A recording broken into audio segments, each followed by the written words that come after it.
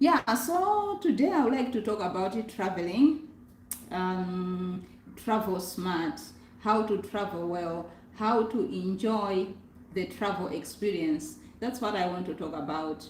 I know that many people are afraid of traveling for so many reasons, and among those, one maybe it's an issue of maybe cash. You don't have money, you are thinking of what about the money that I'm gonna lose when I take this travel, how much will I pay for accommodation, how much will I pay for the food. And the other risk that you're looking at is the maybe uncertainties, like where will I sleep, I don't know this place, will the food be hygienic, what kind of people am I gonna meet? How will I blend in? And so on and so forth. So it's like you are so afraid to travel because of so many risks and so many uncertainties that can be associated with the travel. But I would like to share with you that it's very important to travel and it's so satisfying, especially when you are doing something for the first time. One thing that I would like to say is that it's just a matter of starting. It's just a matter of starting. One time, just make yourself like take courage that today I would like to start a travel experience, and you go, you can start with your local community. Know your community. Most of us, we don't know where we come from. We've never visited. Like for me, if somebody asks me, if I come to Lilongwe, what am I gonna see? Most people, they don't know what do you see in Lilongwe. The only thing they know is their house, maybe they know their church, they know the local market, and they just know a few things here and there. So if you're a person, you want to start the travel experience, you need to know, first of all, you don't have to have a lot of money. You should know your local community. Like for me here in Lilongwe, I have to know that there is a Kamuzu Mausoleum. Kamuzu Banda was our very first president in Malawi, who brought democracy. He brought them. He fought against the colonial government. So this is a well-known figure. I have to know where is his mausoleum. I have to know about the Bingwa Muntariga. Bingwa Muntariga was also a well-known president here in Malawi. He's got a national monument right here. I have to know about the World War II monument. Where is it located? I need to know that there is a nature sanctuary here. I need to know there is a botanical garden, there is a wildlife center, and other things also which are here in Lilongwe. So those are some of the things that as a person you should be aware of as a local person. So you don't really need too much money for you as a traveler. Start with your local vicinity. Start with the things that are nearest to you for you to start the traveling experience. Other than that, when you save enough and you've got at least some tangible money, you can make a decision maybe to go to other places outside your local vicinity. You can go to other cities, you can go to the lake, you can go to the mountains, you know, where the hiking happens. So it's not really difficult to travel, it's just a matter of starting. So why travel? The first thing, it gives you a certain type of satisfaction. I can tell you one thing. The first time that I traveled on a coach, I was about, I think, if 13 or 14 years old, and during that time there weren't many coaches around. I think there was only one company that was running a coach services, and they used to be quite a bit expensive. But fortunately enough, my sister paid for me. She paid for my coach travel from Lilongwe to Blantyre, and I went to this depot. That's where she dropped me, where the coaches were starting off from. And I had my luggage there. I had a carry-on, a hand luggage, and I had another one, a very big suitcase. I got to the place. She just dropped me. I didn't know what to do. What should I do? Where should I go? Here is the coach. How do I get in the coach? So it's like I took my carry-on luggage, and I also took the very big suitcase that I had. I started going with it in the coach. And right there at the door, the driver stopped me. Like, hey, what are you doing? Why are you bringing this big suitcase in the coach? We don't bring big suitcases in the coach. You have to put it in the compartment there, underneath. Okay? So it's a learning process. When you are traveling, you learn. That time, then I learned that if you are traveling, you don't have to get the big luggage in the coach. You should put it in the compartment outside the coach. You only take the travel. So it's like it's a new experience each and every time. And there was another time I traveled. It was my first time being exposed to the menus. You know, you go to a restaurant, you are given a menu. And I was also about 13, 14 years during that time. And in families, not many people used to go to restaurants. Okay, especially here in Malawi, not many people used to go to restaurants. I don't know, maybe it's the kind of family that I was coming from. We never used to go to restaurants. And the first time I went to a restaurant at about 12, 13, 14 years old, they gave me this menu. I took it, I'm looking at the menu. I don't know where to start from. If you are used to a menu, you know where you get cocktails, you know where you are going to get desserts, you know where you are going to get lunches, main courses, you know all that. But if it's your first time, you look at the menu and you don't know where to start from. That was my experience. And that was also a learning process for me, because you just have to start. You travel somewhere alone, maybe as a young person, I'm looking at the menu. I learned. So travel brings with it learning. You learn new things. You learn new people. So those are some of the importances and advantages of traveling. If you ask yourself, why do I need to travel really? It's expensive and there are so many uncertainties associated with it. So it's so rewarding. It gives you a satisfying feeling that I've learned one thing or the other today, or I've seen this place or the other today. So if you are considering traveling, just start. Just start. You don't need too much money. Just start that process. Now, another thing that I want to mention, guys, is that life is too short for you just to stay in one place. You need to enjoy life. You don't know when it is going to be snatched away from you. So you better just make that decision to enjoy life now. Of course, don't live beyond your means. Just within your means, do whatever is possible for you at that time. You don't have to do too much to blow your budget, but just within your means. If you are making your annual plans, put aside something in your budget to say, this is what I'm gonna use to travel, alone or with my family or with whosoever it is that you decide to travel with. So life is too short, guys. This is the time. You don't have to wait for retirement. You'll be too old. You'll not even enjoy the traveling. So you have to start now. Take advantage of the time that you have now. Time is now. So what do you have to do when you want to travel? The first thing for you to have an enjoyable travel is to make a plan. Okay, make a plan. It could be a long-term plan and also a short-term plan. The long-term plan is the annual one. You first of all, you make a decision that I'm traveling. I'll be traveling this year. That's the long-term plan. And you save, okay, some money towards it. You can save it in your bank, or you can invest it somewhere, maybe in a certain fund where you get some interest. Okay, it's part of planning. If you do that, you write it. The short-term aspect of it is to write the plan down. What do I need for me to travel? Where I'm going? What kind of weather is it? You have to look at all that. What places am I planning to visit? Is there a lake? Or am I going on a hike? Am I going to shop? Am I going to do this and that? So just write all that down. If you are planning to visit some few places here and there, write all that down. So you need to have a map, a clear map in mind, that this is what I'm gonna do when I travel to such a place. When you finally travel to that particular place, you have arrived. Make sure that you have some phone connectivity. You've got a phone with you, a cell phone, you've taken it with you, and you get a local SIM card, or you can use the roaming. If you've got a roaming services, you can use the roaming service just to enjoy the travel experience. Make sure that you've got some connectivity with you, because something may happen to you while there. You need to contact somebody.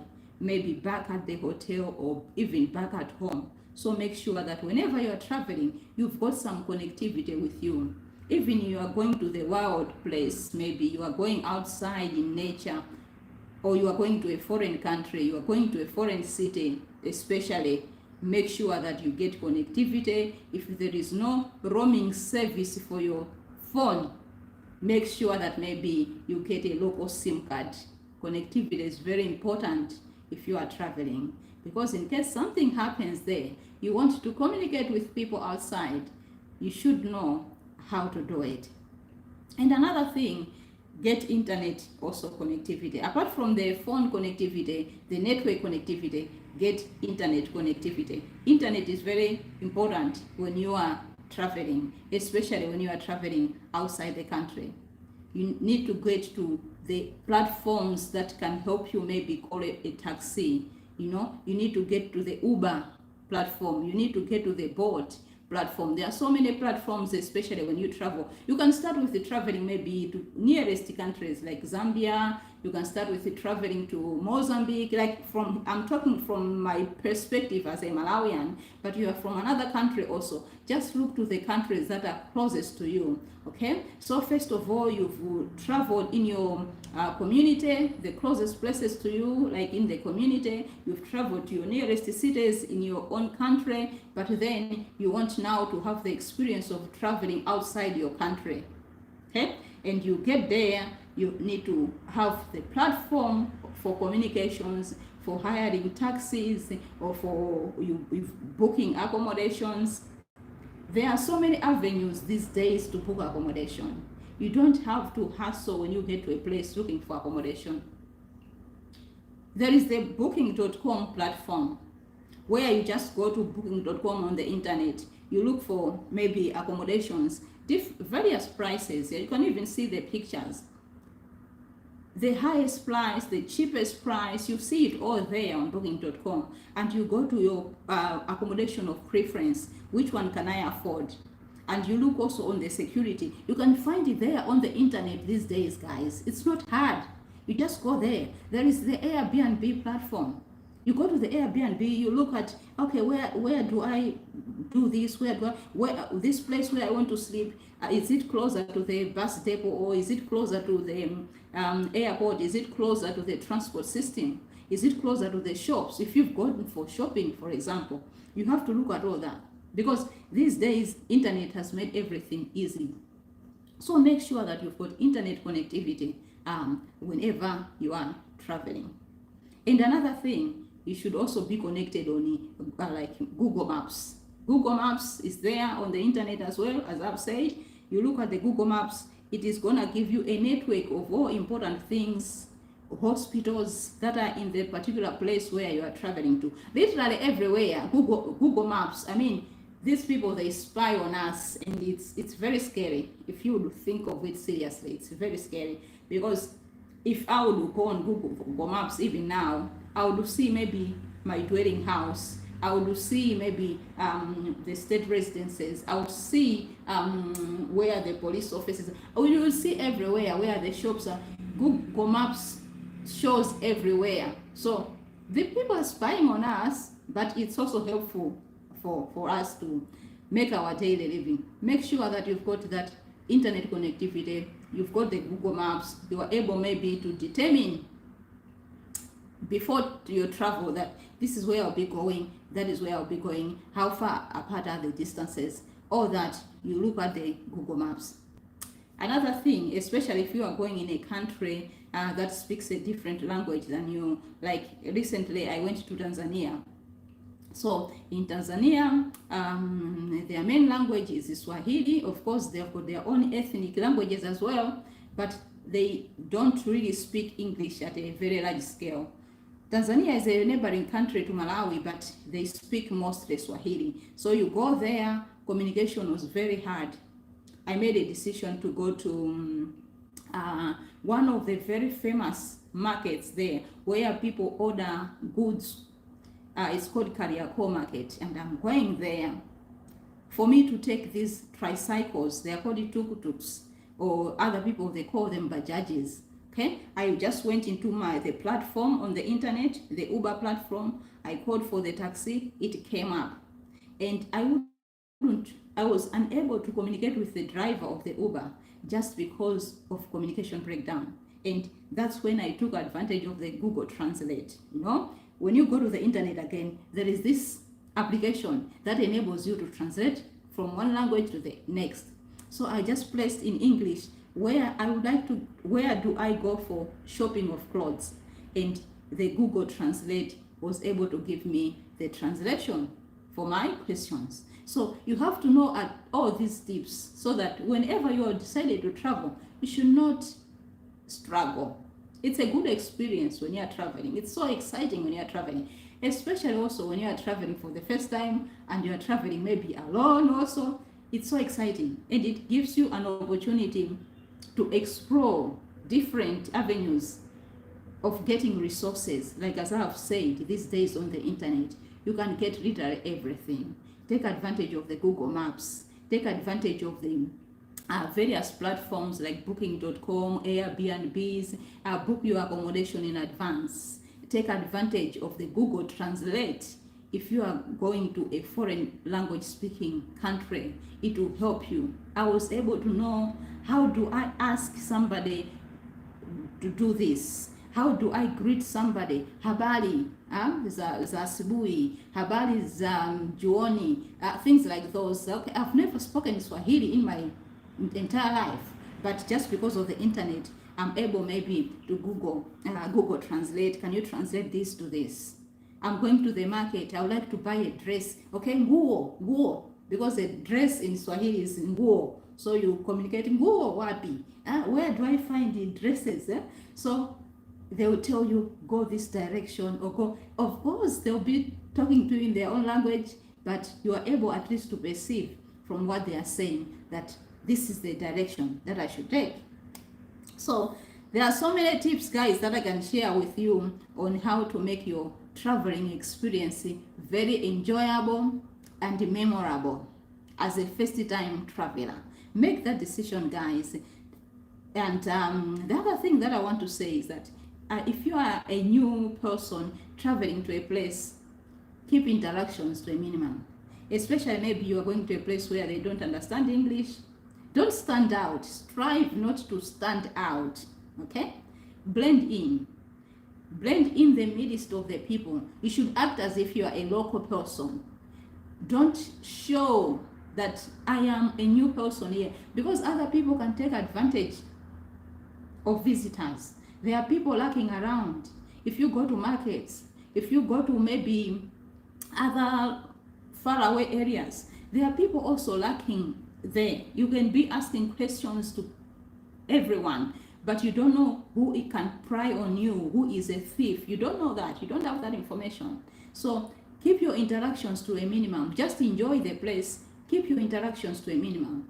If you want to ask questions, ask maybe from public officers. You've seen maybe a policeman, you've seen somebody who is a public person, ask.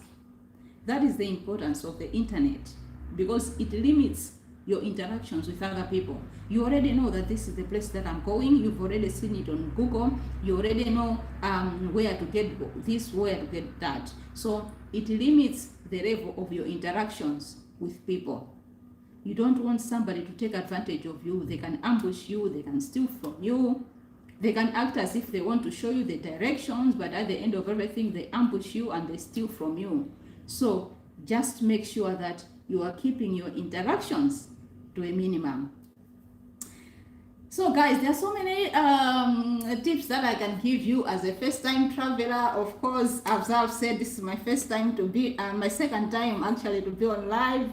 It's not the easiest thing to do because I'm not editing this. I'm sharing with you in real time, so you just forgive me in that. But I'm trying as much as possible to give you these experiences of being a first-time traveler and how you can enjoy yourself traveling. Like when I went to Tanzania just recently, I had a very good time, guys, because I had done all what I'm telling you in advance, and I visited the Tanzanian, the Dar es Salaam harbor, just by looking at the Google Maps.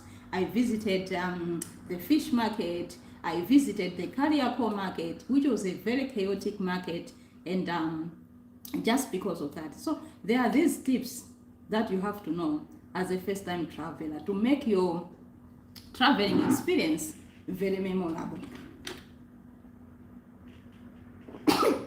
Sorry guys.